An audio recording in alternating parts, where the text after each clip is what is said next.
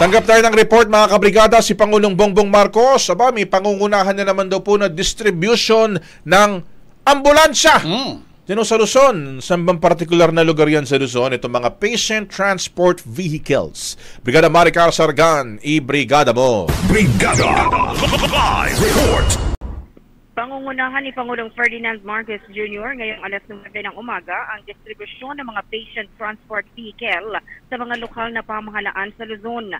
10 PTV ang ipapamahagi sa Region 1, 72 sa Region 2, 99 sa Region 3, 27 sa Region 4A, 60 sa Region 4B, 64 sa Region 4 at 35 naman sa CAR. Gaganapin ang aktibidad sa Quirino Grandstand sa lungsod ng Maynila bilang bahagi ng layunin ng pamahalaan na palakasin ang access sa dekalidad at maaasahang serbisyong medikal sa mga lalawigan.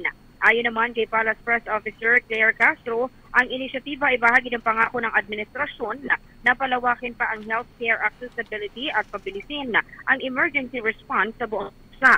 Samantala, naglaan ang PCSO ng 1 billion pesos ngayong 2025 para sa pag-procure ng mga PTVs. Sa kabuuan, umabot na sa 680 ang bilang ng mga PTVs na naipamahagi ng PCSO sa iba't ibang LGU sa bansa. Brigada Gab and Brigada Ab. Sige.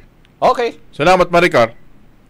Maraming salamat mula dito sa Malacanang. In the heart of changing lives, ako si Brigada Maricar Saragan ng 105.1 Brigada News FM Manila, the Music and News Authority. Ang bahaging ito ay hatid sa atin ng DriveMax Herbal Capsule. Lalaking angat, tumatagal.